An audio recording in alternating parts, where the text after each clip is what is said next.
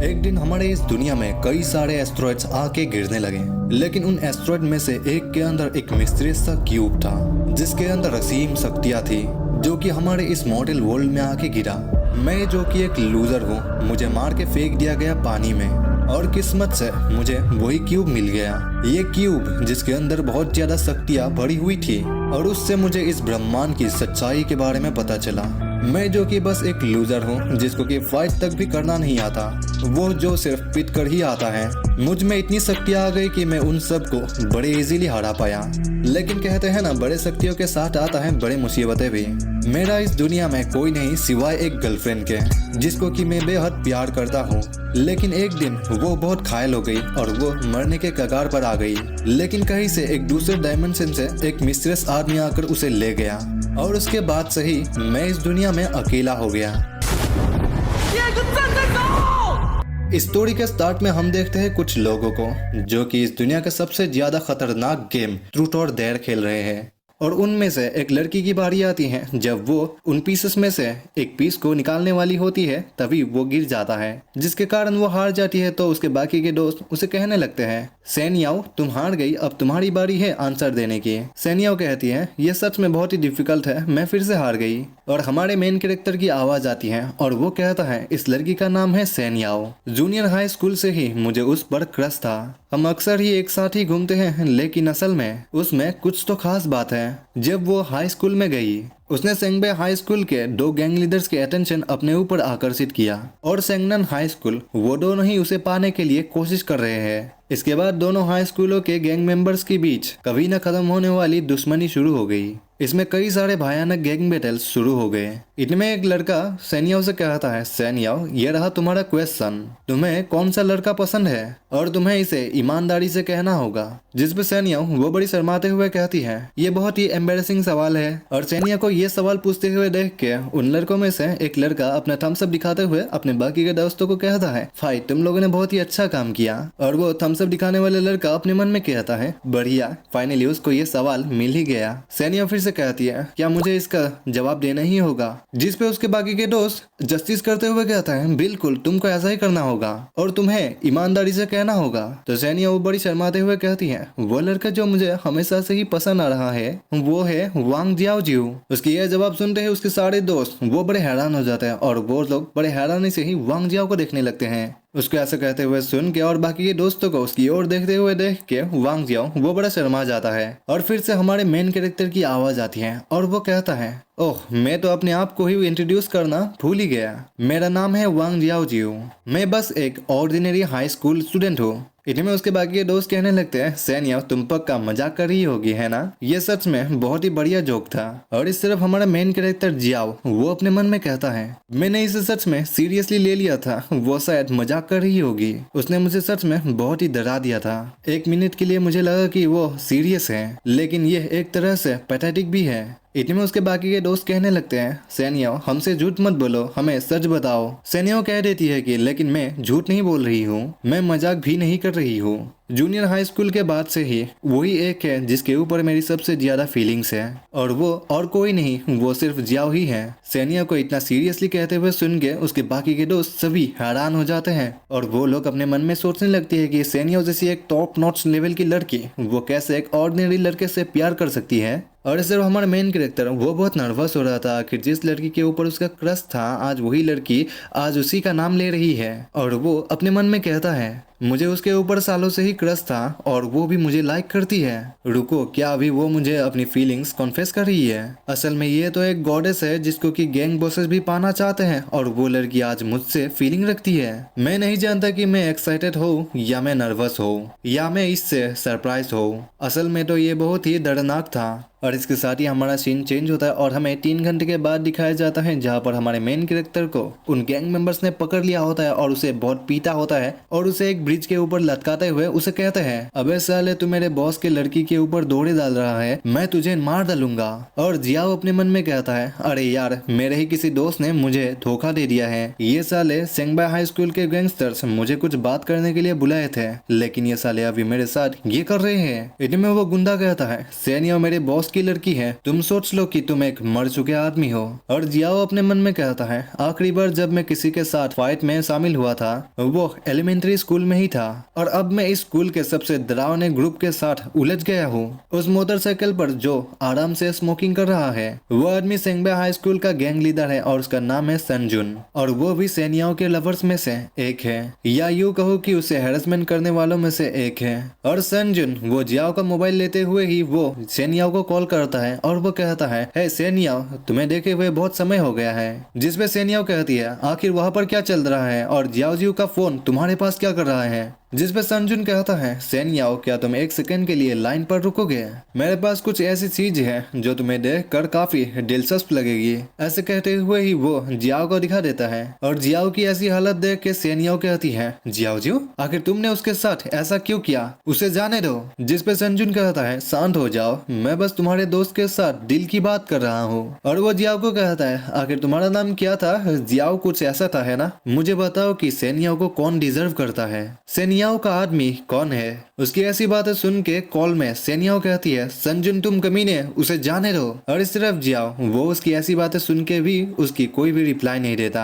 सनजुन फिर से कहता है, मेरे पास कुछ ऐसे चीज हैं जो तुम्हें काफी दिलचस्प लगेगी। अगर तुम मुझे सही जवाब दोगे तो तुम यहाँ से फ्रीली जा सकते हो, और अगर मुझे जवाब पसंद नहीं आया तो तुम मर जाओगे। तो जियाओ कहता है, सनजुन। जियाओ के बस इतना कहने से ही वो सभी गुंडे वो सभी हंसने लग जाते हैं, और वो सेनियाओ से कहते हैं, क्या तुमने समझ लिया वो क्या कह रहा है? इतने में जियाओ वो कहता है, तुम सेनियाओ को डिजर्व नहीं करते। उसकी बात सुनते ही वो सभी गुंडे वो सभी हैरान होते हैं और उन सभी को ही गुस्सा आने लगता है। जियाओ कहता है, तुम सभी बस गार्बेज हो। ऐसे कहते हुए ही जियाओ वो थोड़ा पीछे जाता है, उसके बाद वो उस गुंडे के मुंह पर सीधे अपने हेड से मारता है, जिसके कारण उस गुंडे को बहुत चोट पहुंची थी और वो जियाओ को छोड़ देता है, जिसके कारण जियाओ वो नीचे गिरने लग जाता है। और जियाओ गिरते हुए अपने मन में कहता है, अगर कोई आदमी अपने लव्ड वन को भी प्रोटेक्ट नहीं कर पाता तो उसके जीने का कोई पॉइंट ही नहीं है। और जियाओ को पानी में गिरते हुए देख के सनजुन कहता है, हमें तो बस उसे डराना था, तुमने उसे पानी में क्यों फेंका?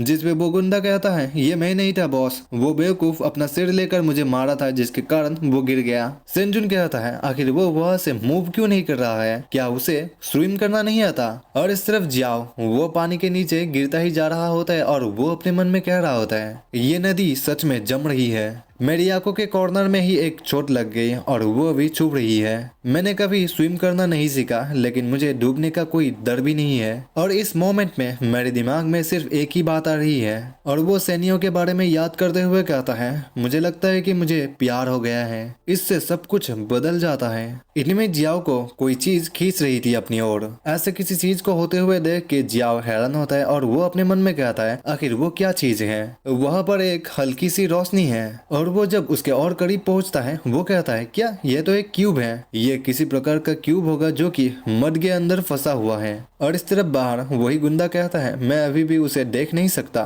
सनजुन कहता है, उस बेवकूफ का क्या नाम था? वांग जियाओजियो है ना? और वो चिल्लाते हुए कहता है, वांग जियाओजियो, क्या तुम मर गए हो? क्या तुम्हें तैरना नहीं आता? और इस तरफ जियाओ वो उस क्यूब की ओर जाते हुए अपने मन में कहता है, मेरे लंग्स में और ज्यादा ऑक्सीजन नहीं है, लेकिन ये क्यूब बड़े मिस्टीरियसली मुझे वो अपनी ओर ही खींच रहा है। ऐसा लगता है कि जैसा कोई आवाज मुझे बुला रही है, और वो आवाज मुझे ये कह रही है कि उसे मुझे ले लेना चाहिए। ये सब सोचते हुए ही वो उस क्यूब के पास पहुंच जाता है और वो उस क्यूब को वहां से उठाते हुए अपने हाथ में पकड़ के देखने लगता है, और वो अपने मन में कहता है, आखिर ये क्या चीज है? लेकिन इतने में वो चौंक जाता है, क्योंकि वो क्यूब अपने आप ही उसके हाथों से आते हुए वो सीधे उसके चेस्ट में आते हुए वो उसके सीधे बॉडी के अंदर घुस जाता है। ऐसा कुछ होते हुए देख के जियाओ कहता है, हैं? आखिर ये क्या है? आखिर वो कहाँ गया? इतने में उसकी पूरी बॉडी वो अंदर से ही जलने लग जाती है। ऐसा कुछ होते हुए देख के जियाओ वो घबराते हुए अपने मन में कहता है, आखिर ये क्या चल रहा है? क्या ये क्यूब मेरे बॉडी के अंदर चला गया?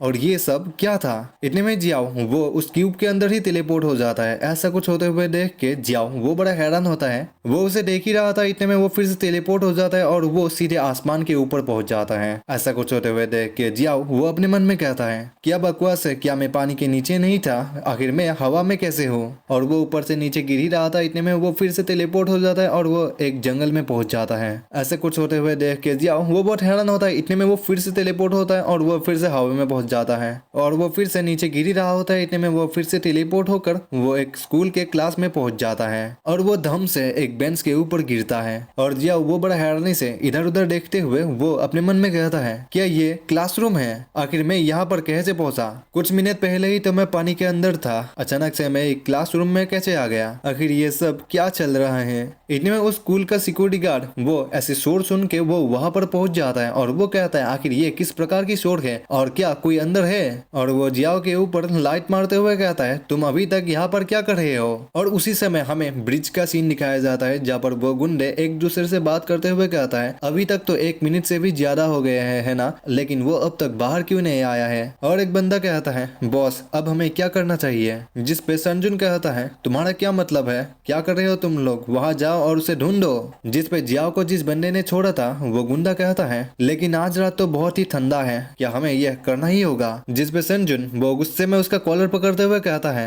हम तो बस उसे डराने के लिए आए थे बेवकूफ, अगर वो मर गया तो हम पर मर्डर का इंजाम लगाया जाएगा। वहाँ नीचे जाओ और उसे ढूंढो। और हमें स्कूल में दिखाया जाता है जहाँ पर वो सिक्योरिटी गार्ड जियाओ को कह रहा होता है, क्या तुम पढ़ते पढ़ते सो गए और फिर तुम क्लास में ही बंद हो गए? जियाओ तुम सच में ही केयरलेस हो, आखिर तुम्हारे कपड़े ये इतने गीले क्यों हैं? जिस पे जियाओ वो वहां से जाते हुए कहता है, मैंने पानी पीते समय थोड़ा पानी गिरा दिया। अच्छा तो फिर मैं जा रहा हूँ, गुड बाय सर। ऐसे कहते हुए ही वो वहां से तेजी से भागते हुए जाने लगता है, जबकि वो सिक्योरिटी गार्ड पीछे से चिल्लाते हुए कहता है, क्या कोई पानी पीने से इतना भीग सकता है? आखिर तुम्हारे साथ क्या हो रहा है? और उसी समय हमें उन गुंडों को दिखाया जाता है जो कि बहुत समय से जियाओ को ही ढूंढ रहे होते हैं, लेकिन उनको जियाओ नहीं मिल रहा होता है। तो वो लोग कहते हैं, अब तक आधा घंटा हो गया है लेकिन हमें कुछ भी नहीं मिला है, क्या वो बंदा एक्वामैन है? और ये पानी बहुत ही ठंडा है। और संजुन उनको धमकाते हुए कहता है, अपने मुंह बंद करो और उसे सर्च करते रहो। और उसी समय हमें जियाओ को दिखाया जाता है जो कि वो अपने अपार्टमेंट में आ गया होता है और वो याद कर रहा होता है कि आखिरकार वहां पर क्या हुआ था। ये तो पॉसिबल ही नहीं हो सकता, ये सब कुछ मुझे क्लियरली याद है, वो क्यूब मेरे बॉडी के अंदर चला गया और उसके बाद मुझे कहीं पर टेलीपोर्ट कर दिया गया, ये शायद इस क्यूब के कारण ही होगा। इतने में उसको एक आवाज आता है और वो कहता है, बिंगो। ये आवाज सुनते ही जियाओ वो हैरान हो जाता है और वो कहता है, आखिर वो कौन है? लेकिन इतने में वो फिर से टेलीपोर्ट होकर उस क्यूब के अंदर चला आता है और उसका वो आवाज फिर से कहता है, मैं ही बात कर रहा हूँ मेरे लॉर्ड, मैं हूँ अल्टीमेट यूनिवर्स सिस्टम, मेरा नाम है हॉराद्रिक। जाओ को तो ये सब क्या हो रहा है उसके बारे में कुछ समझ ही नहीं आ रहा होता है और वो ऐसे किसी जगह को देख के वो बड़ा नर्वस हो जाता है और वो जोर से चिल्लाता है और वो कहता है, आखिर ये क्या चीज है? और वो अपने मन में कहता है, ये कौन सी जगह है? क्या मुझे कोई एलियन ने किडनैप कर लिया है? क्या यह कोई ह्यूमन एक्सपेरिमेंटेशन है? क्या मैं कोई हेलुसिनेशन देख रहा हूँ? उसके मन में तो ढेर सारे सवाल आ रहे होते हैं। इतने में उसका सिस्टम फिर से कहता है, मेरे लॉर्ड तुम अभी उस क्यूब के अंदर के स्पेस में हो और इसी समय ये क्यूब आपको एक्सटर्नली वहां पर रिप्रेजेंट कर रहा है और ये क्यूब अभी 3x3 क्यूबिक सेंटीमीटर्स पर है, जबकि इस क्यूब के अंदर 3x3x3 क्यूबिक सेंटीमीटर पर एक पोर्टल स्पेस है। सिस्टम की ये सारी बातें सुन के जियाओ वो बड़ा हैरान होता है और वो चलते हुए जाके उस क्यूब के वॉल्स को पकड़ते हुए कहता है,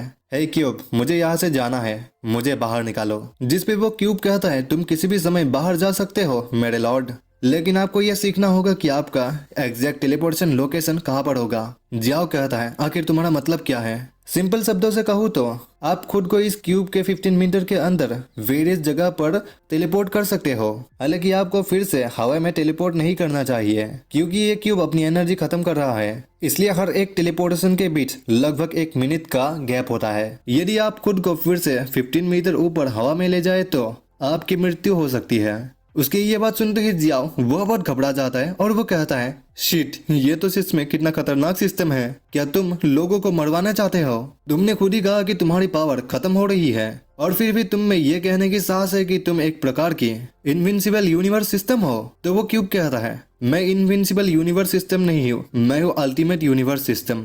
जिस पे जियाओ वो उस क्यूब के वॉल्स को किक मारते हुए कहता है, क्या फर्क पड़ता है? ये सुनने से काफी बच्चों की घटिया शो लगता है, तो फिर मुझे बताओ कि कैसे मैं एग्जैक्ट टेलीपोर्टेशन लोकेशन सिलेक्ट कर सकता हूँ। जिस पे वो क्यूब कहता है, मेरे लॉर्ड क्या आपने अब तक महसूस नहीं किया है the sixth sense, microwave radiation. उसकी ये बात सुन रही जियाओ वो थोड़ा गुस्सा हो जाता है और वो कहता है क्या डिस्ट्रिक्ट सेंस। क्यूब कहता है जब तक आप इसे ट्राई करेंगे और इसे महसूस करेंगे आपको इस क्यूब के एरिया के अंदर से ही सभी वस्तुओं को देखना आसान होगा। हालांकि जिस ऑर्गन का आपको उपयोग करना चाहिए वो आपकी आंखें नहीं है लेकिन वो आपके न्यूक्लियस है। थ्योरी के हिसाब से आप 15 मीटर के दायरे में कुछ भी आसानी से देख सकेंगे। उसकी बातें सुनते सुनते जाओ जब खुद भी ट्राई करता है वो हैरान हो जाता है क्योंकि वो देख पा रहा होता है और वो क्यूब के अंदर से ही बाकी के बाहर के सभी चीजों को देख पा रहा होता है। और ये सब देख के वो बड़ा हैरान हो जाता है और वो कहता है ये तो सच में अनबिलीवेबल है, आखिर मैं ये सब क्या देख पा रहा हूँ। और वो जब अपनी हाथों को देखने की कोशिश करता है वो देख पाता है उसकी हड्डियों को भी वो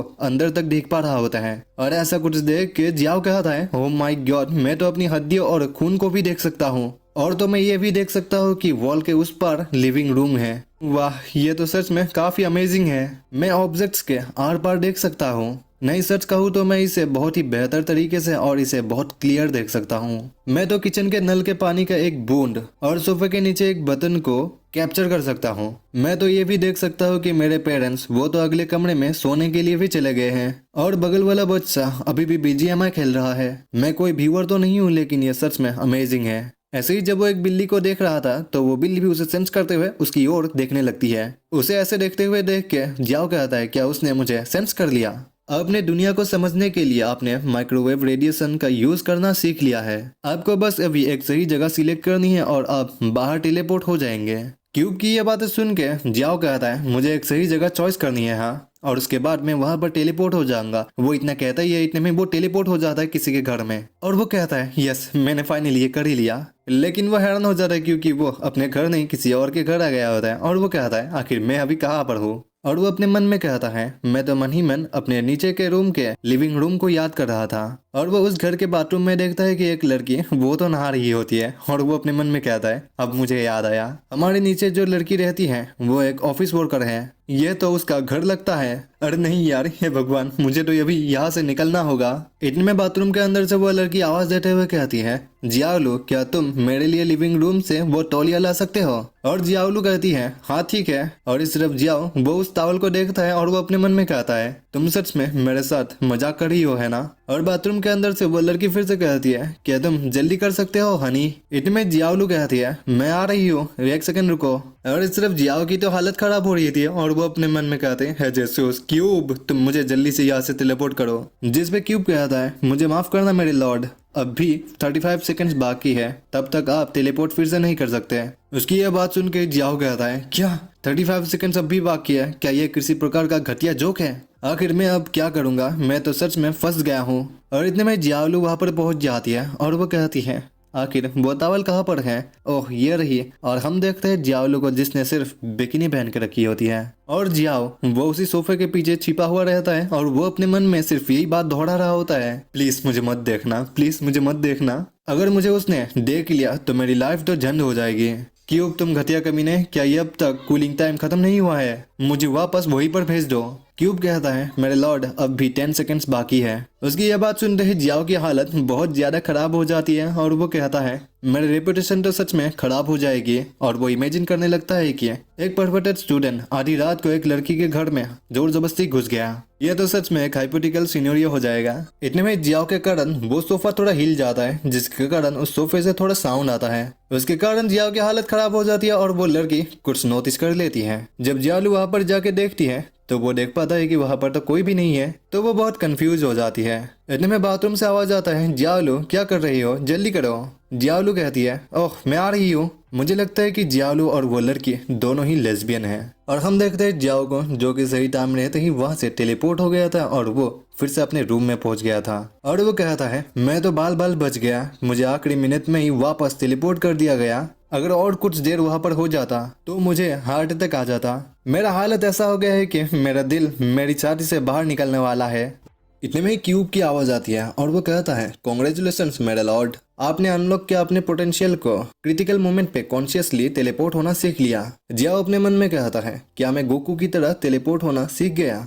दूसरे शब्दों में कहूँ तो अब मेरे पास सुपर पावर्स हैं। क्यूब कहता है सही कहा मेरे लॉर्ड। वो दुनिया जिसमें मैं 17 वर्षों से रह रहा हूँ, असली दुनिया जिसे मैं सोचता था कि मैं जानता हूँ, अब तो ऐसा लगता है कि मैं इसे बिल्कुल भी नहीं समझ पा रहा हूँ, क्योंकि मेरे पास अब सुपर पावर्स आ गई है। इस दुनिया में क्या रियल है, क्या ऐसी चीजें सचमुच मौजूद है? ये दुनिया मुझे अचानक से बहुत ही विदेशी और अजनबी लगने लगी है। और वो खुद को सस्ता सुपरमैन की तरह इमेजिन करते हुए कहता है, क्या मैं सच में एक सुपर हीरो बनने जा रहा हूँ? और वो ऐसे ही कई सारे एनिमे कैरेक्टर्स की इमेजिन करते हुए कहता है, क्या मैं इस अर्थ को बचाऊंगा और उसके बाद मैं इस दुनिया का किंग बन जाऊंगा? और वो खुद को ही समझाते हुए कहता है, बिल्कुल नहीं, सच बोलो तो जियाओ जियो, तुम सब कुछ गड़बड़ कर रहे हो। मैं जो कुछ भी जानता था सब कुछ बर्बाद हो रहा है। इस दुनिया को लेके मेरा पूरा वर्ल्ड व्यू ही कोलैप्स हो गया है। और वो क्यूब को कहता है क्यूब, तुमने क्या कहा था तुम्हारा नाम होराड्रिक है ना? तुम कहाँ से आए हो? इसके जवाब में क्यूब कहता है, इससे रिलेटेड कोई भी जवाब मेरी डेटाबेस में नहीं है मेरे लॉर्ड। जियाओ कहता है, मुझे लगा था कि तुम सही कहोगे,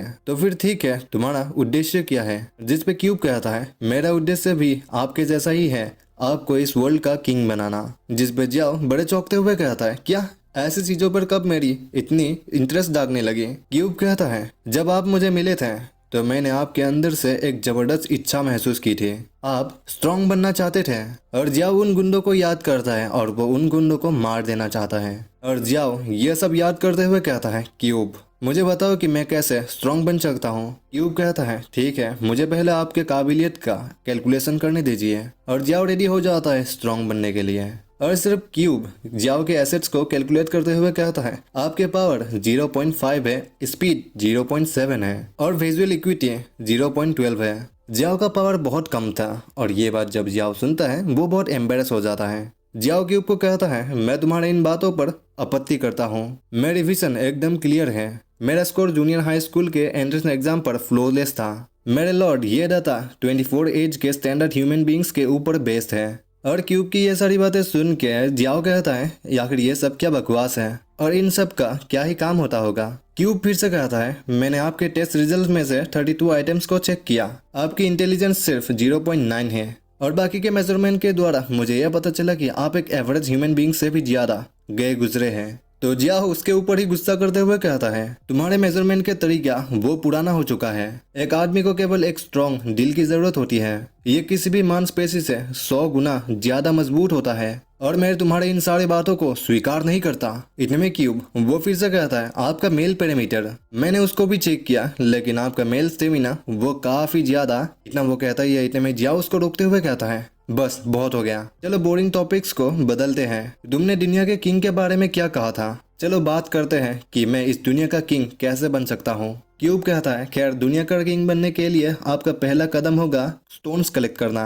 उसकी यह बात सुन के जियाओ वो बड़ा हैरान होता है और वो कहता है, स्टोन्स? क्या तुम्हारा मतलब है चट्टानों से जो हर जगह ही दिखाई देते हैं? जिस पे क्यूब कहता है, स्टोन दुनिया का सबसे पुराना चीज है। इस अर्थ के पास बहुत तरह की स्टोन्स हैं और वो सभी स्टोन्स आपको मिस्टीरियस और अनप्रेडिक्टेबल पावर्स दे सकते हैं। उनमें से कुछ बहुत ही इनक्रेडिबल और हार्ड होते हैं और कुछ बहुत ही ब्राइट और शानदार होते हैं। उनमें से कुछ बहुत ही पावरफुल होते हैं और उनमें से कुछ बहुत ही मिस्टीरियस और हमें फॉर्चून देते हैं। हॉर्डिक की असली शक्ति यह है कि मैं आपको उन सारी स्टोन्स का पावर्स को यूज करने दे सकता हूँ। होराड्रिक की ये सारी बातें सुन के जियाओ वो बड़ा हैरान होता है और वो कुछ सोचते हुए कहता है, ये सुनने से काफी प्रीति लगता है, क्या हम अभी इसे ट्राई करें? मेरे लिविंग रूम में कुछ क्रिस्टाइट है, क्या हम उसका यूज कर सकते हैं? क्यूब कहता है, मैंने आपके घर में एक चट्टान को डिटेक्ट किया है, लेकिन ये बहुत ही पुअर क्वालिटी का है और दूसरे शब्दों में कहूँ तो ये अनयूजेबल है, ये बेकार का है। जियाओ कहता है, हाँ पुअर क्वालिटी? मेरे फादर ने उसे मेरे अंकल से बहुत ही कम पैसे में खरीदा था, क्या तुम कह रहे हो कि उन्हें ठगा गया? क्यूब कहता है, ये कोई नेसेसरी नहीं है। जिस स्टैंडर्ड से स्टोन के एनर्जी को मेजर किया जाता है वो अलग है और इसी स्टैंडर्ड के हिसाब से ह्यूमन मार्केट में इसके प्राइस को फिक्स किया जाता है। जियाओ फिर से कहता है, अभी मुझे याद आया, मेरी मदर के पास भी एक डायमंड का रिंग है जिससे उन्हें बहुत ही फॉर्चून मिला है, क्या तुम उसे भी मेजर कर सकते हो? क्यूब कहता है, मुझे माफ करना, लेकिन मैंने आपके पूरे घर में चेक किया है, लेकिन आपके घर के डायमंड से कोई भी एनर्जी नहीं दिखा गया है। और जियाओ बड़ा उदासी चेहरा बनाते हुए कहता है, क्या सच में? क्या इसका कारण यह हो सकता है कि वो डायमंड बहुत ही छोटा है? क्यूब कहता है, नहीं, जेम के आकार से इसके पहचान के कोई भी लेना देना नहीं है। अगर ये कोई भी वैल्यूएबल जेम है तो इसका एक छोटा सा टुकड़ा भी एनर्जी रिस्पॉन्स करेगा।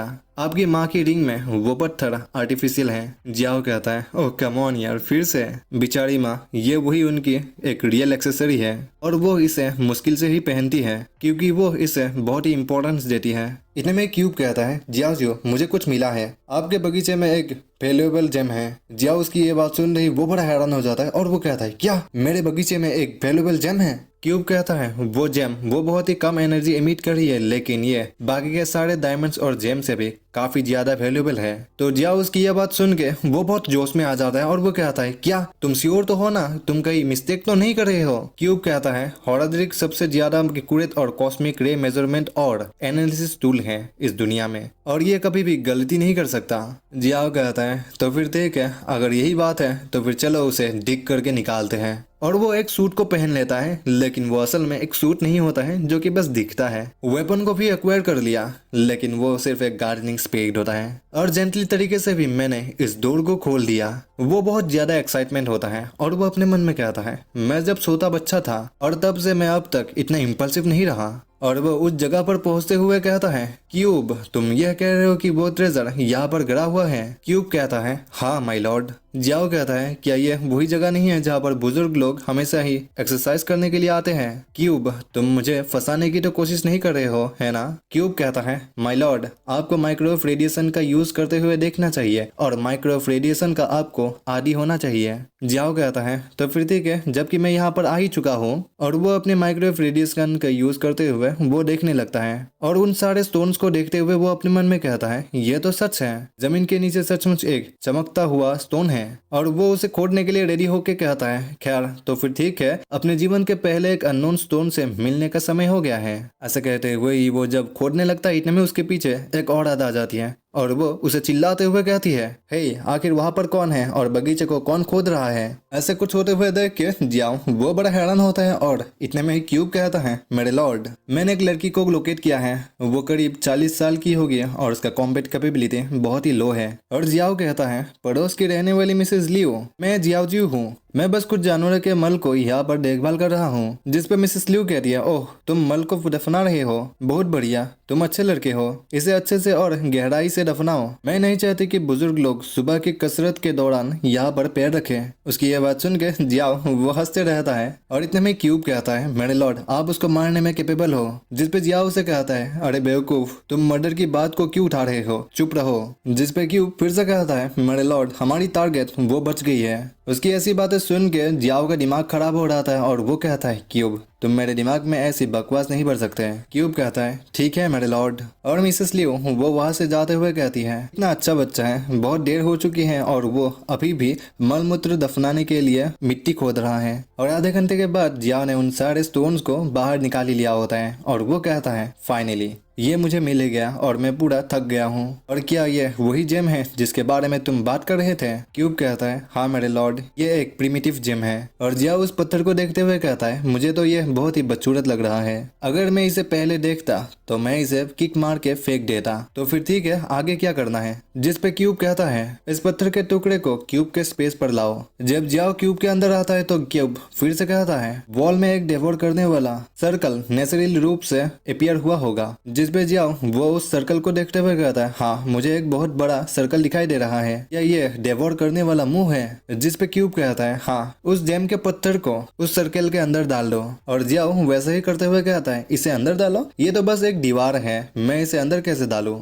लेकिन जब वो उस पत्थर को उस सर्कल के अंदर डालने लगता है तो वो पत्थर वहीं पर लिक्विफाइड होकर वहीं पर जाने लगता है और वो सर्कल धीरे धीरे तरीके से उस पत्थर को पूरी तरीके से निगल लेता है। और ऐसा कुछ होते हुए देख के जियाओ कहता है, ये तो पूरी तरीके से डिसॉल्व हो गया, ये तो सच में बहुत ही इनक्रेडिबल है। और जियाओ कुछ देर तक ऐसे ही रुकता रहता है, लेकिन जब उसे कुछ भी बदलाव अपने बॉडी में नजर नहीं आता तो वो कहता है, बस इतना ही तो करना था, लेकिन अब तक मुझे कुछ भी फील क्यों नहीं हो रहा है? लेकिन अचानक से उसको एक शॉक लगता है और वो बड़ी हैरानी से फील करने लगता है और वो कहता है, मैं सेंस कर सकता हूँ एक स्ट्रीम को, मतलब एक नदी के बहाव को। ये पावर एक स्ट्रीम की तरह ही है। लेकिन अचानक से वो फिर से कहता है, नहीं ये कोई स्ट्रीम नहीं है, ये तो लेजेंडरी प्री हिस्टोरिक पावर है। क्यूब कहता है ये एक प्राइमेटिव जेम है लो क्वालिटी का और इससे तुम्हें बोनस 2 स्ट्रेंथ और 1 स्टेमिना मिलता है। और जियाओ वो उस ताकत को फील करते हुए कहता है क्या मेरे सिर्फ स्ट्रेंथ में सिर्फ 2 ही बढ़ा हुआ है, लेकिन मुझे ऐसा लग रहा है कि मैं पूरे आर्मी को अकेला ही हरा सकता हूँ। जिस पे क्यूब कहता है ये ऐसा इसलिए है क्योंकि आपके बेसिक एट्रीब्यूट ही बहुत ही वीक थे। आपके बेस स्ट्रेंथ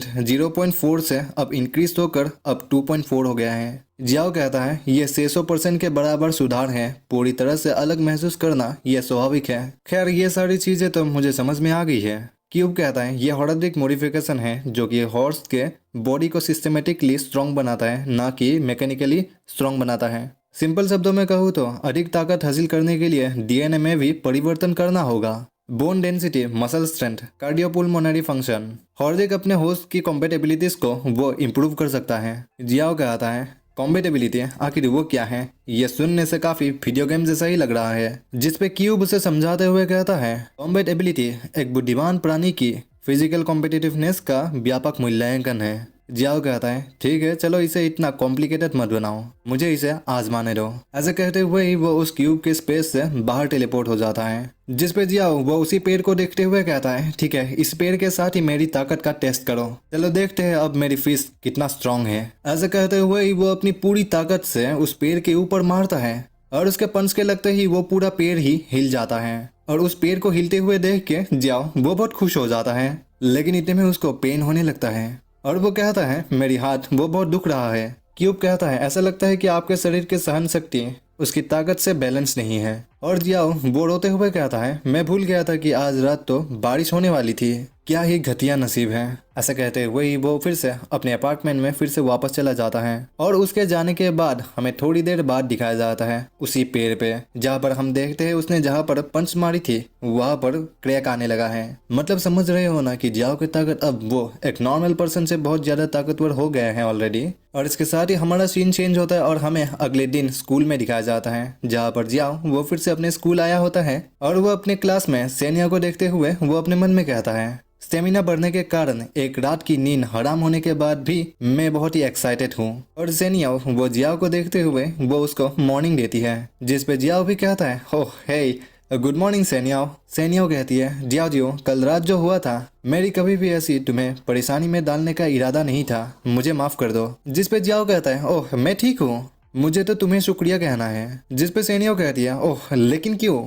जियाओ कहता है मुझे वो बताने के लिए शुक्रिया। इतने में क्यूब का आवाज आता है और वो कहता है मेरे लॉर्ड मैंने ये डिटेक्ट किया है कि आपकी हार्ट रेट वो एबनॉर्मली फ्लक्चुएशन हो रहा है। जिस पे जियाओ वो उसे चुप रहने के लिए कहता है। इतने में उनके क्लास में संजुन और उसके पंतर वो सभी एंटर होने लगते हैं और उन गुंडों को आते हुए देख के बाकी सारे बच्चे वहाँ से साइड हो जाते हैं। और संजुन के पंतर्स भी वो कहने लगते हैं अगर हमारे रास्ते में आओगे तो तुम सभी मरोगे। और उनको आते हुए देख के सेनिया और जियाओ वो दोनों ही हैरान होते हैं आखिर वो लोग यहाँ पर क्या करने आए हैं। और वो लोग यहाँ पर आके हंगामा करने लगते हैं तो बाकी सारे स्टूडेंट्स कहने लगते हैं आखिर वो लोग कौन है। और पीछे बैठे हुए स्टूडेंट्स में से एक लड़की अपने दोस्त को कहती है अपनी आवाज कम करो, वो बेइजिंग हाई स्कूल का गैंग लीडर है, उसके अंदर बहुत सारे बुरे लोग हैं। और संजुन कहता है वांग जियाओ जियो मुझे उम्मीद नहीं थी कि तुम जिंदा बच जाओगे। उनको ऐसा आते हुए देख के और जियाओ कहता है संजुन, लेकिन इतने में ही सेनियाओ वो जियाओ का हाथ पकड़ते हुए उसे रोक लेती है। और संजुन सेनियाओ को ऐसा करते हुए नोटिस कर लेता है और वो कहता है यो कि तुम कल नहीं मरे तो फिर तुम आज मर सकते हो। और उनको जियाओ जियो के पास आते हुए देख के बाकी के सारे स्टूडेंट्स भी एक दूसरे से बात करते हुए कहने लगते हैं आखिर वांग जियाओजियो में क्या गलत है, क्या वो लोग यहाँ पर जियाओजियो को ढूंढ के आए हैं। और संजुन को ऐसा कहते हुए सुन के जियाओ को वो बहुत गुस्सा हो रहा था। इतने में सेनियाओ वो जियाओ के आगे आ जाती है और वो कहती है संजुन मैं तुम्हें जियाओजियो को चोट नहीं पहुंचाने दूंगी। और जियाओ वो सेनियाओ को ऐसा आगे आते हुए देख के वो बहुत हैरान होता है क्योंकि उसने ऐसा एक्सपेक्ट ही नहीं किया था कि सेनियाओ वो ऐसी भी कर सकती है। और सेनिया को ऐसा करते हुए देख के उन दोनों स्टूडेंट्स में से एक लड़की जो पहले भी बात कर चुकी है वो लड़की कहती है वह बहुत कुछ चल रहा है। तो उसकी दूसरी फ्रेंड भी कहती है सेनियाओ के साथ क्या हो रहा है। इतने में संजुन कहता है क्या तुम लोग देख रहे हो गार्बेज को एक लड़की की प्रोटेक्शन की जरूरत है, एक लड़की के पीठ के पीछे छिपना, तुम किस बात से इतना डर रहे हो जियाओजियो। ऐसा कहते हुए ही वो सभी हंसने लगते हैं। संजुन को ऐसा कहते हुए सुन के जियाओ को गुस्सा आ रहा होता है लेकिन वो कुछ नहीं कर रहा होता है। इतने में क्यूब से कहता है मेरे लॉर्ड मैंने ये डिटेक्ट किया है कि इन टारगेट्स की कॉम्बेटेबिलिटी लगभग 5 है। उसकी यह बात सुन के जियाओ कहता है, ओह सिर्फ 5? मैंने सोचा था कि ये उससे भी ज्यादा होगा, और अब मेरी कॉम्पेटेबिलिटी कितनी ज्यादा है। जिस पे क्यूब कहता है, मेरे लॉर्ड आपकी कॉम्पेटेबिलिटी फिलहाल 19:22 है। मतलब तो यह है कि जिन जेमस्टोन्स को जियाओ ने खोद के निकाला था उन सभी जेमस्टोन्स को जियाओ ने एब्जॉर्ब कर लिया है। और सिर्फ सेंजुन वो सेनियाओ के करीब आते हुए कहता है, याओ याओ यह आदमी यूजलेस है, उसे मूर्ख मत बनने दो, मैं तुम्हें यह साबित कर दूंगा कि यह एक यूजलेस है। ऐसे कहते हुए ही वो जियाओ को बड़े स्वैगली कहता है, हे जियाओ जियो इधर आओ। और ऐसे किसी कॉमोशन या झगड़े को देख के बाकी के सारे स्टूडेंट्स अब जियाओ की तरफ देखने लगते हैं कि जियाओ अब क्या करेगा। सेंजुन कहता है, कैसा रहेगा कि हम एक गेम खेलें, घुटने के बल बैठो और स्वीकार करो कि तूने क्या गलत किया है। यदि तू ऐसा नहीं करता है तो मैं तुझे छोड़ने का वादा करता हूँ, या फिर हर बार जब मैं तुझे देखूंगा मैं तुझे तब तक बुरी तरह पीटूंगा जब तक तेरी माँ भी तुझे पहचान ना पाएगी। ऐसे किसी कॉमोशन को देखते हुए बाकी के सारे स्टूडेंट्स वो तो मजे ले रहे होते हैं और वो एक दूसरे से बात करते हुए कहते हैं, जियाओ वो आमतौर पर बहुत ही शांत स्वभाव का है, आखिर उसने उसे नाराज करने के लिए क्या किया होगा, वो तो पहले से ही लाइन से बाहर हो चुका है। और संजुन के बाकी पंथर्स भी उसे घुटनों पे आने के लिए कह रहे होते हैं। और इस तरफ बाकी के स्टूडेंट्स एक दूसरे से बात करते हुए कहने लगते हैं, अगर वो पब्लिक में ऐसे घुटने टेक देता है तो वो हाई स्कूल के बाकी की पढ़ाई में इसे कभी नहीं भूल पाएगा। जियाओ जियो वो सच में इसके खिलाफ ही है। इतने में सेनियाओ वो चिल्लाते हुए कहती है, संजुन तुम बहुत ज्यादा दूर जा रहे हो। सेनियाओ को ऐसे कहते हुए सुन के जियाओ वो उसे शांत कराते हुए कहता है, तुम्हारा इसके लिए शुक्रिया सेनियाओ, बाकी का तुम मुझ पर छोड़ दो, मैं उन्हें संभाल लूंगा। और जियाओ वो उनके सामने आते हुए कहता है, कायर लोग दूसरे पर हमला कर देते हैं जबकि बहादुर लोग नहीं डरते हैं। तुम जैसे जोकड़ों का शो यहाँ पर पहले ही खत्म हो चुका है। जियाओ की ऐसी हिम्मत बड़ी बातें सुन के वो सभी गुंडे वो सभी हैरान होते हैं और वो गुस्सा होने लगते हैं। और इस तरफ बाकी के स्टूडेंट्स कहने लगते हैं, जियाओ तो सच में बहुत ही ब्रेव है, वो तो बहुत बुरी तरह पीट कर लहलुहान हो जाएगा। जियाओ कहता है, संजुन मेरे पास तेरे लिए एक सलाह है, सेल्फ अवेयरनेस जीवन में सबसे महत्वपूर्ण चीज है और सेनियाओ को अब से और परेशान मत करना, कोई भी तुझको बर्दाश्त नहीं कर सकता। क्या तू ऐसा नहीं महसूस कर सकता?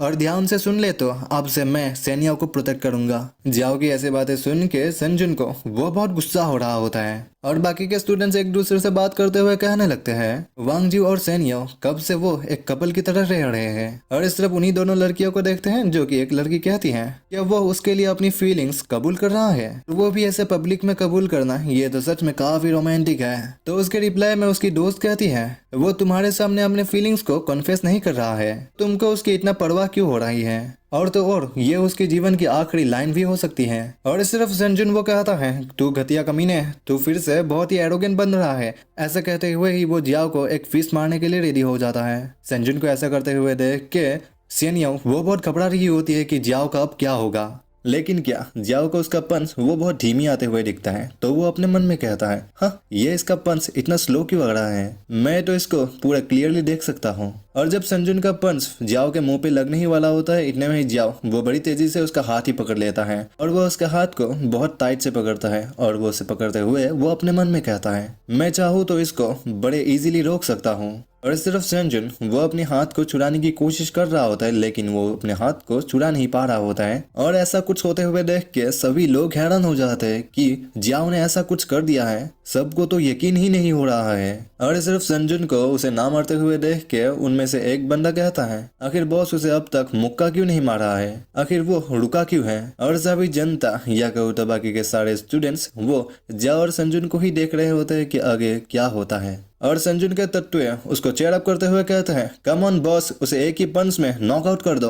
और इस तरफ संजुन की तो हालत बहुत बुरी हो चुकी होती है और वो अपने मन में कहता है, इसके इतने टाइट से पकड़ने के कारण जो पेन मुझे हो रहा है ये सच में अनबेरेबल है, वो मेरी रिस्ट को ही तोड़ देने वाला है। इतने में उनके क्लास के टीचर उनके रूम में एंटर करते हैं और वो आते हुए ही कहता है, क्या हो रहा है, क्लास का समय हो गया है, तुम सभी अपने सीट पर बैठ जाओ। और बाकी के स्टूडेंट्स उस टीचर को देखते हुए कहता है, ये तो हेड टीचर है, और जियाओ भी टीचर को आते हुए देख के वो उसके हाथ को ढीला छोड़ देता है। इसके कारण सेंजुन वो अपने हाथ को छुड़ा लेता है और वो कहता है मुझे जाने दो तुम कमीने। इतने में टीचर सेंजुन और उसके बाकी साथियों को देखते हुए कहता है आप में से यहाँ पर कोई भी इस क्लास में से नहीं है ना? तो फिर बाहर निकलो, इस क्लास का समय है। ये इतने सारे खराब एप्पल्स यहाँ पर क्या कर रहे हैं? और सेंजुन भी वहां से जाते हुए कहता है चलो चले बॉयस, ये अभी खत्म नहीं हुआ है, तू बस इंतजार कर, तू बर्बाद हो चुका है। सेंजुन को ऐसा कहते हुए सुन के सभी हैरान हो जाते क्योंकि सेंजुन उल्टी ओर देखते हुए कह रहा था। इतने में उसे जियाओ रोक लेता है और वो कहता है एक सेकंड रुको, माफ करना लेकिन तूने नहीं बताया कि मैं तेरा जाके कहाँ पर इंतजार करूं। और वो अपने मन में कहता है मुझे इन बदमाशों को एक सबक तो सिखाना ही होगा, नहीं तो वो आते ही रहेंगे। उसको ऐसा कहते हुए सुन के सेंजुन और उसके बाकी के सारे साथी वो हैरान हो जाते हैं और बाकी के सारे स्टूडेंट्स और वो टीचर वो सभी उसकी ओर ही देखने लग जाते हैं। और सेंजुन वो बड़े गुस्से में कहता है अच्छा ठीक है, स्कूल के बाद बास्केटबॉल कोर्ट में आ जाना। जियाओ कहता है भाग मत जाइए वहां से। उसकी यह बात सुनकर सेंजुन को बहुत गुस्सा आता है लेकिन वो चुपचाप यहाँ से जाते हुए अपने पंटर को कहता है चलो चले बॉयस। और ऐसा कोई शो देखते हुए बाकी सभी स्टूडेंट्स वो सभी अमेज हो जाता है और वो एक दूसरे से बात करते हुए कहता है जियाओ तो बहुत ही लकी था आज क्योंकि टीचर जो आ गया था, नहीं तो आज उसका बहुत बुरी तरह एल लग जाते हैं। और सेंजुन वो जाते हुए अपने मन में सोच रहा होता है ये अच्छी बात है कि टीचर समय पर वहां पर आ गया, नहीं तो मैं वहां पर दर्द से चिल्ला उठता, तब कोई भी मुझे गैंग का लीडर मानकर सीरियसली नहीं ले सकता था।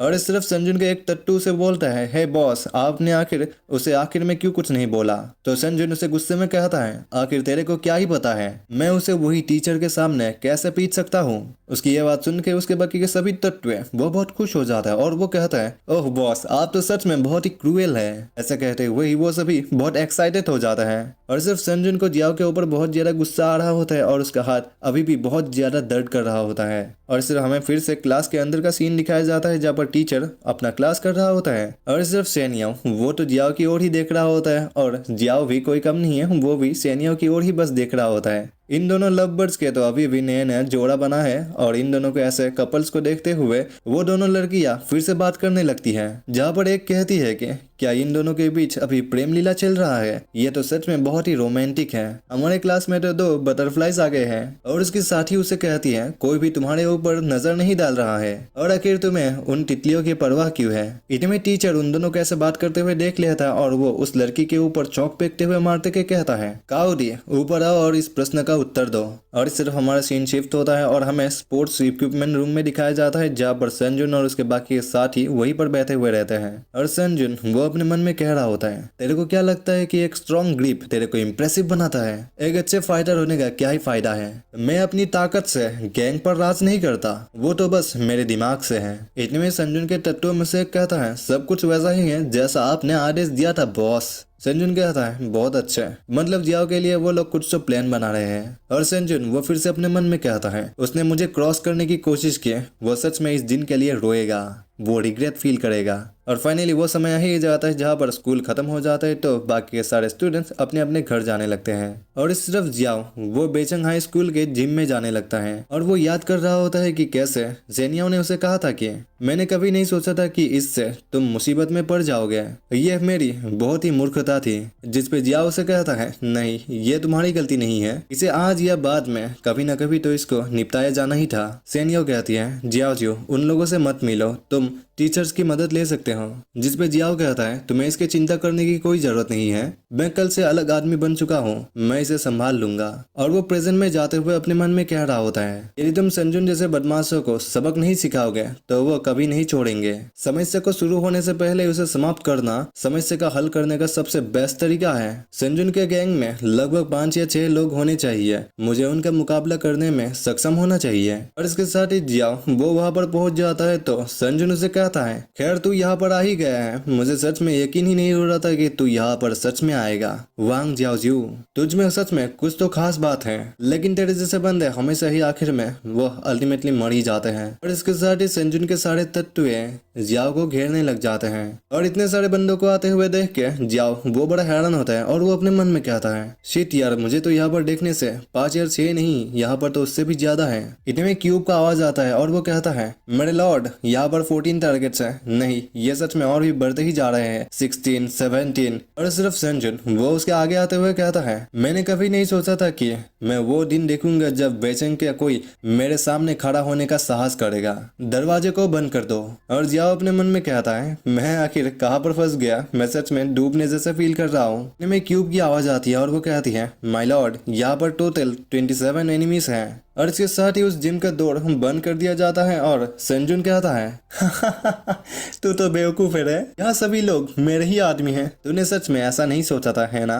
और वो सारे बंदे हंसते हुए ही जियाओ के करीब आने लगते हैं और उनको ऐसा आते हुए देख के जियाओ भी घबराने लग जाता है और वो अपने मन में कहता है, सच में यार आखिर मैं कहाँ फंस गया हूँ, यहाँ पर तो मुझे चारों ओर से घेर लिया गया है, मुझे कुछ ऐसा सोचना होगा जो कि बहुत ही बुरा है। और ऐसा सोचते हुए ही वो कहता है, क्या तुझे इन सब लोगों के पीछे ही छिपना पड़ेगा संजुन, क्या तू इतना कायर हो चुका है, अगर तेरे में हिम्मत है तो तू मुझसे आमने सामने क्यों नहीं लड़ता, या तू बहुत ही डरा हुआ है। और उसको ऐसे कहते हुए सुन के संजुन अपने मन में कहता है, यह आदमी बहुत ही ताकतवर है, ये सोचता है कि मैं उससे अकेले लड़ूं, सपने देखते रहो, क्या तुझे लगता है कि मैं तेरे इस चाल में फंस जाऊंगा। और वो कहता है, तू मुझे किस तरह का मूर्ख समझता है, कौन तेरे से आमने सामने लड़ेगा, तुझे क्या लगता है ये क्या है, ये कोई वाइल्डनेस नहीं है। मैं संजुन के गैंग में से एक बहुत ही हट्टा कट्टा और ताकतवर बंदा बाहर आते हुए कहता है, बॉस मैं इसे संभाल लूंगा। और उसको आगे आते हुए देख के बाकी के पंटर्स कहने लगते हैं, ये तो गंजा कियोंग है, बॉस का टॉप मसल। और वो कियोंग कहता है,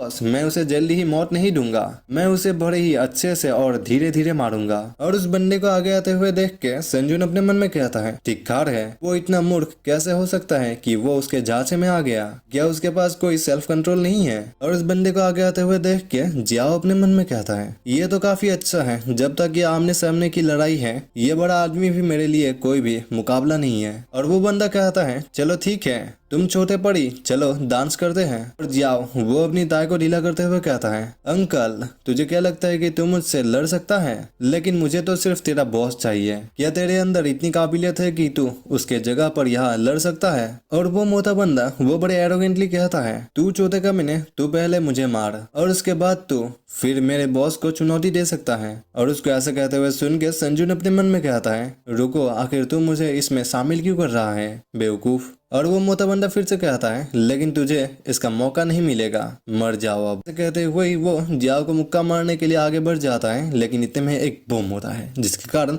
वो सीधे दूर जाके गिरता है। और उसके ही साथ ऐसा कुछ होते हुए देख के बाकी के सभी लोग वो बड़े हैरान हो जाते हैं। और वो मोटा बंदा वो वहां पर गिरते हुए ही वो वहां पर नॉकआउट हो जाता है। और सभी गैंग मेंबर्स जियाओ की ऐसी ताकत देख के वो सभी चौंक जाते हैं। और इस तरफ जियाओ वो खुद ही हैरान हो चुका था उसकी खुद की इतनी पावर देख के। और वो अपने मन में कहता है, मैं बहुत स्ट्रॉन्ग बन गया हूँ, भले ही इसके लिए मेरा हाथ दुख रहा है। और जियाओ की ऐसी स्ट्रेंथ देख के बाकी के सभी लोग वो उनके पसीना निकलने लग जाता है। और संजुन अपने मन में कहता है, ये तो सच में बहुत ही बकवास है, मैंने नहीं सोचा था कि ये आदमी इतना कठोर होगा।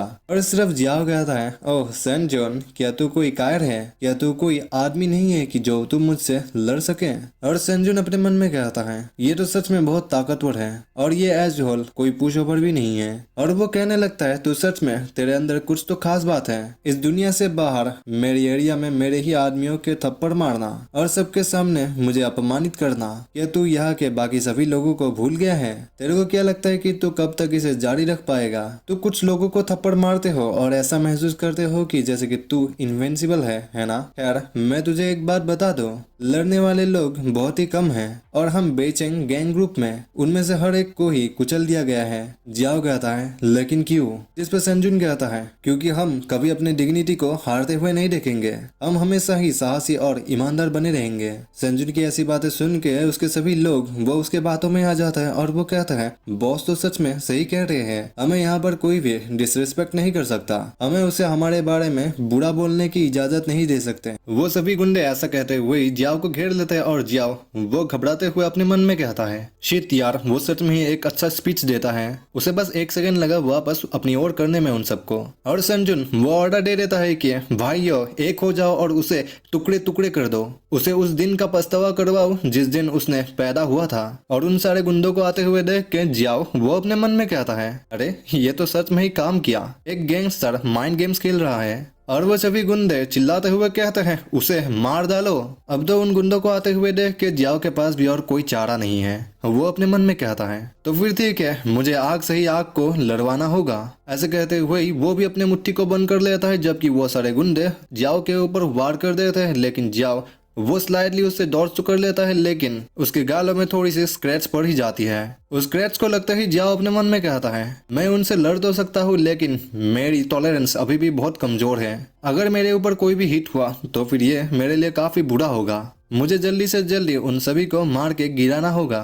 ऐसे कहते हुए ही वो एक गुंडे को स्लैप मारता है, लेकिन इतने में उसके पीछे से एक और गुंडा उसके ऊपर किक मार देता है और उसे मार खाते हुए देख के सेंजुन वो अपने मन में कहता है बहुत बढ़िया, जब मेरे पास इतने सारे आदमी हैं तो तुम मुझसे लड़ने की प्लान कैसे बना रहे हो। और इस तरफ जियाओ कहता है डैम, ये सच में बहुत ही दुखता है। लेकिन वो उस गुंडे का जिसने उसे पीछे से मारा था उसका पैर पकड़ते हुए उसे कहता है साले तू मेरे पीछे से चुप चुप कर वार कर रहा है, ऐसे चीप ट्रिक्स खेल के तेरे को बहुत मजा आता है। और वो गुंडा कहता है क्या हुआ अगर मैंने ऐसा किया, मुझे छोड़ साले, मुझे जाने दे। जिस पे जियाओ भी कहता है कुछ नहीं यार, मैं भी चाहता हूँ कि मैं तुझे छोड़ ही दूं। ऐसे कहते हुए ही वो बहुत जोर से उस गुंडे के ऊपर किक मारता है और वो भी उसके घोटों पर। और वो किक लगता ही लिटरली वो गुंडा उड़ जाता है और उसे ऐसे उड़ते हुए देख के सभी लोग वो सभी घबरा जाते हैं, क्योंकि वो भी उड़ रहा है। मान लो कि अब उसके घोटों का क्या हाल हुआ होगा, क्योंकि वो तो इतना जोर से उसके ऊपर वार किया गया है। और इस तरफ उसे ऐसा उड़ते हुए देख के संजुन अपने मन में कहता है कि ये कोई हाई स्कूल के स्टूडेंट्स के बीच का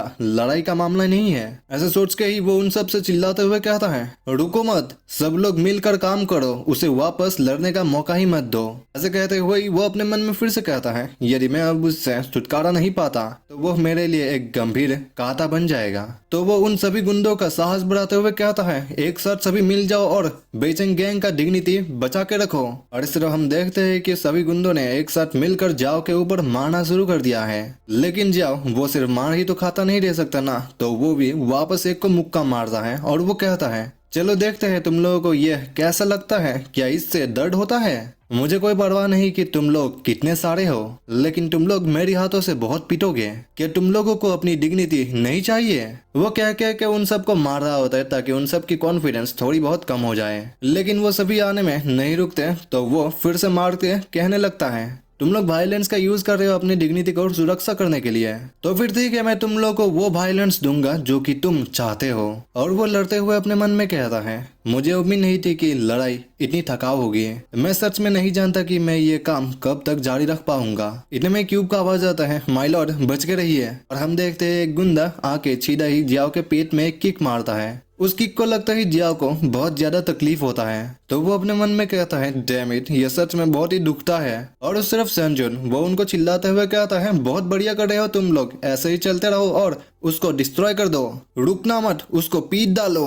इस तरफ जियाओ को पहले से ही डर हो रहा था और इस तरफ संजुन की बातें सुनकर उसको बहुत ज्यादा गुस्सा आता है, तो वो उसी बंदे का पैर पकड़ते हुए उसी को हवा में उठाते हुए उन सभी के ऊपर उसी से ही मार रहा होता है, जैसे कि वो गुंडा एक गुंडा नहीं बल्कि एक बैड होता है। और वो उनको मारते हुए बड़ी गुस्से से चिल्लाते हुए उनको कहता है क्या तुम लोग ये सोचते हो कि दूसरों पर हमला करना ये बहुत ही सम्मानजनक है, तो फिर मुझे भी तुम लोगों को एहसान वापस करने दो।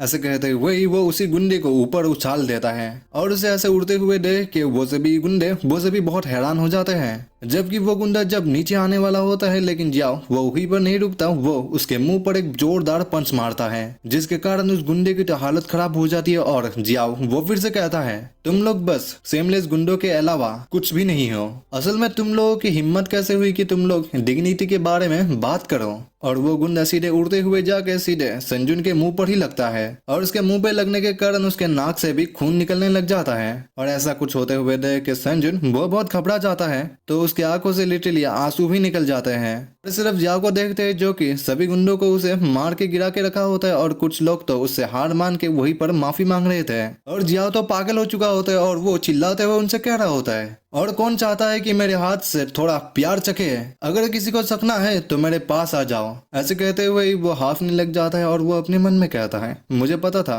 मैं बस उन्हें डराने की कोशिश कर रहा हूँ। अभी भी 10 से ज्यादा लोग बचे हैं, ऐसा कोई भी तरीका ही नहीं है जिससे मैं उन सभी से मुकाबला कर सकूं। जाओ का प्लान जो कि उन सभी को डराना होता है वो सक्सेसफुल भी हो जाता है और वो सभी गुंडे कहने लगते हैं ये आदमी सच में बहुत पावरफुल है, ये कोई ऑर्डिनरी मैन नहीं है। हम सभी लोगों ने तो स्टार्ट में ही इसको बहुत ही गलत समझ लिया था। और सिर्फ संजुन वो रोते हुए अपने मन में कहता है सच में मैं तो अब खत्म हो गया। लेकिन इतने में एक और ग्रुप आ जाते हैं वहाँ पर और वो सभी तालियां बजाने लगते हैं जबकि उनका लीडर कहने लगता है मुझे उम्मीद नहीं थी कि बीजिंग हाई स्कूल के गैंगस्टर्स इतने कमजोर होंगे। तू तो अब तक एक आदमी को अभी हरा नहीं पाया है जबकि तूने उसके साथ लड़ाई करने के लिए एक ग्रुप बना लिया है। तू क्या सच में यहाँ पर कोई कॉमेडी शो कर रहा है? और उन सभी को आते हुए देख के जियाओ अपने मन में कहता है क्या अब राउंड 2 की बारी है? क्या सच में मेरे साथ मजाक उड़ा है? इतने में संजुन के साथियों में से एक गुंडा उठते हुए कहता है आखिर वो लोग कौन है? क्या वो लोग चेंगन हाई स्कूल से आए हैं? ये बात सुनते ही जियाओ कंफ्यूज और इस तरफ संजुन अपने मन में कहता है डैम इट यार, आखिर वो यहाँ पर क्या कर रहा है? इससे तो हालत और भी खराब हो जाएगी। और संजुन वो अपने बाकी साथियों को कहता है ये है चेंगन हाई स्कूल का गैंग बॉस वो हुआन। तो उसके साथी कहने लगते हैं चेंगन हाई स्कूल के गैंगस्टर्स आखिर यहाँ पर क्या कर रहे हैं? ऊपर से वो यहाँ पर अंदर कैसे आए? और चेंगन हाई स्कूल का गैंग बॉस वो हुआन कहता है तो सच में एक पैथेटिक बंदा है संजुन, तू तो एक लड़की की तरह लड़ता है रे। उसकी ऐसी बातें सुन के संजुन को बहुत ज्यादा गुस्सा आता है लेकिन वो कुछ भी नहीं कर पाता। और वो फिर से कहता है मैंने सुना है कि तूने सैनियाओं का पीछा छोड़ दिया है इसलिए मैं उससे थोड़ी मुलाकात करने आया हूँ। और जियाओ जब उसकी ये बात सुनता है उसको मन ही मन बहुत गुस्सा आता है तो वो कहता है जेंटलमैन अगर मुझे इजाजत हो तो मैं ये क्लियर कर दूं, मैं तुम लोगों को नहीं जानता और मुझे इसकी परवाह भी नहीं है। हालांकि जब तक मैं यहाँ पर खड़ा हुआ हूँ कोई भी सैनियों के ऊपर उंगली नहीं उठाएगा। इतने में क्यूब का आवाज आता है और वो कहता है मेरे लॉर्ड मैंने ये डिटेक्ट किया है कि उन सभी लोगों ने अपने पास मेटल के इंस्ट्रूमेंट्स ले रखे हैं। जियाओ की बातें सुन के वो हियान वो हंसने लग जाता है और वो कहता है उन्हें बाहर निकालो बॉयज। ऐसे कहते हुए ही वो सभी गुंडे अपने अपने वेपन्स निकालने लग जाते हैं। और वो फिर से कहता है तू वांग जियाओ है ना? तू वो आदमी है जो अपने कपड़ों से थोड़ा ज्यादा बड़ा हो गया है ना? और उन सभी को ऐसे वेपन्स निकालते हुए देख के जियाओ की हालत खराब हो जाती है और वो अपने मन में कहता है यहाँ पर हालत तो और भी बदतर होती जा रही है लेकिन मेरी स्टेमिना वो लगभग खत्म ही हो चुकी है। और हुआन और उसके साथियां जियाओ के ऊपर वार करने के लिए आगे बढ़ जाते हैं और वो युवान कहने लगता है संजुन एक हारे हुए व्यक्ति ने भी तुझे हरा दिया, तुझे शर्मिंदा महसूस नहीं होती? मैं तुझे दिखाऊंगा कि यह कैसे किया जाता है। जैसे कि जियाओ की स्टेमिना वो खत्म ही होने वाली थे तो वो उन सब की अटैक से बचते हुए वो भागने लग जाता है और वो अपने मन में कहता है डैम इट यार ये बंदे तो पीछे हट नहीं रहे हैं। ऑर्डिनरी हाई स्कूल्स के स्टूडेंट्स उनसे मुकाबला नहीं कर सकते। मुझे जल्दी से कुछ सोचना होगा क्योंकि ये लोग कंट्रोल से बाहर हैं। अरे यार दरवाजे तो पहले से ही बंद है, अब मैं क्या कर सकता हूँ? क्या ये मेरे मार खाने के साथ ही खत्म होने वाला है? नहीं रुको, मेरे पास अब भी देखा जाए तो एक ट्रिक है। इतने में वो दो गुंडे उसके ऊपर मार नहीं वाला होता है लेकिन इतने में जाओ वो वही से टेलीपोर्ट हो जाता है और उसको वहां से गायब होते हुए देख के सभी लोग हैरान हो जाते हैं और वो कहने लगते हैं अरे आखिर वो कहाँ पर गया? लेकिन इतने में वहाँ पर अचानक से लाइट ही ऑफ हो जाती है तो वहाँ पर अंधेरा छा जाता है। तो वो सभी लोग कहने लगते हैं आखिर यहाँ पर पावर ऑफ कैसे हो गया? तो उनका बॉस ऑर्डर देते हुए उनके कहता है कोई हमारे साथ खिलवाड़ कर रहा है, वहाँ पर जाके मेन स्विच को चेक करो, पता लगाओ कि यहाँ पर आखिर क्या चल रहा है। और उसका एक साथी कहता है यस सर। ऐसे कहते हैं वही वो वहाँ से चला जाता है जबकि जाओ वो उसके पीछे ही आ जाता है और वो वहाँ पर आते हुए ही वो अपने माइक्रोवेव रेडिएशन को एक्टिवेट करके रखा होता है और वो उस बॉस को कहता है माफ करना लेकिन अब मेरी बारी है तुम लोगों की पीटने की। जियाओ की आवाज सुनते ही वो बॉस हैरान हो जाता है और वहाँ पर जियाओ की मुक्कों की बरसात हो जाती है। और वो बंदर जो कि मेन स्विच के पास जाके देखता है वो देख पाता है कि वहाँ पर तो स्विच ही ऑफ हो चुका होता है। तो वो उस मेन स्विच को फिर से ऑन कर देता है और वो जब पीछे घूम के देखता है वो हैरान हो जाता है और वो चीखने लग जाता है क्योंकि वो देख पाता है कि जियाओ ने उसके सारे पंतरों को मार के पहले ही गिरा के रखा होता है। और जियाओ वो उनके बॉस को पकड़ते हुए कहता है तुझे क्या लगा था कि मैं तेरे ऊपर नरमी बरतूंगा? मैं भले ही थक गया हूँ लेकिन मुझ में अभी भी इतनी ताकत है कि मैं तुम सबको चुपके से हमला कर सकता हूँ। और उन सब की ऐसी हालत देख के उस बंदे की तो हालत ही खराब हो जाती है और वो रोते हुए कहने लगता है कि हम सभी तो अपने साथ वेपन्स लेके रखे थे लेकिन फिर भी हमारे साथ ही ऐसा हो गया। और सिर्फ संजुन भी वो इतना हैरान हो जाता है कि उसका मुंह खुला का खुले ही रह जाता है और वो अपने मन में कहता है सच में यार उसने तो उन सभी को सफाया कर दिया है। क्या वो सच में कोई ह्यूमन भी है? आखिर ऐसा कोई कैसे कर सकता है? इतने में उस गेट के स्टेडियम के बाहर से आवाज आने लगती है कि कोई कहता है दरवाजे को खोलो। मैं कहता हूँ कि इस दरवाजे को खोलो, हम लोग टीचर्स हैं। टीचर्स को यहाँ पर देख के जियाओ वो हैरान हो चुका होता है, क्योंकि टीचर्स को तो इनके बारे में पता ही नहीं होता। लेकिन जियाओ को बचाने के लिए सेनियाओ ने उन सभी टीचर्स को यहाँ पर लेके आई थी। तो सेनियाओ वो उन टीचर से कहती है डीपीएस सर, हमें जल्दी करना चाहिए क्योंकि जियाओ अंदर ही है, हमें उसे बचाना है। तो एक टीचर कहता है क्या तुमको यकीन है कि यहाँ पर लड़ाई चल रही है? और इस तरफ जियाओ कहता है टीचर्स यहाँ पर है, ये तो अच्छी बात नहीं है। आखिरकार यहाँ पर लड़ाई झगड़ा करना बुरा माना जाता है। और संजुन वहां से भागने वाला होता है तो जियाओ वो उसे रोकते हुए कहता है अरे संजुन, तू कहाँ भाग रहा है? तुझे क्या लगता है तू यहाँ से चुपचाप निकल सकता है? तू ही है जिसने ये सभी गड़बड़ शुरू की थी। और संजुन वो बड़े डरते हुए कहता है वांग जियाओ, मैं तुम्हें परेशान नहीं करूंगा, बस मुझे जाने दो प्लीज। तो जियाओ वो उसके और करीब आ जाता है और वो उसे डराते हुए कहता है मैं तुझे जाने दूं या नहीं, ये इस बात पर निर्भर करता है कि तू आगे क्या करता है। और थोड़ी देर बाद वो सभी टीचर्स अंदर आ जाते हैं तो संजुन और उसके बाकी के सारे गुंडे उनसे माफी मांगने लग जाते हैं। और जियाओ वो वॉइस ओवर करते हुए कहता है बाद में संजुन ने स्कूल में किए गलती को स्वीकार कर ली।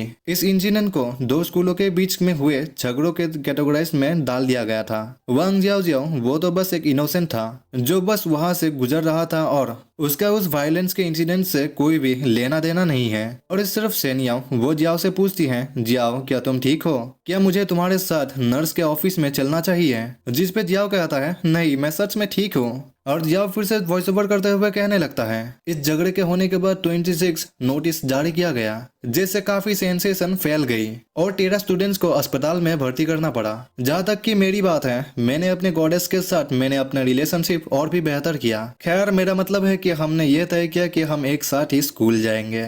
मेरे दोस्त ने मुझे उसके साथ अपने रिश्ते को बनाए रखने के लिए एक बहुत ही हार्ड समय दिया, लेकिन मैं इस बात से खुश हूँ कि चीजें कैसे चल रही है। अब मेरे दिमाग में कुछ और भी इम्पोर्टेंट बातें हैं और ये है कि मुझे ट्रेजर हंटिंग के लिए भी जाना है।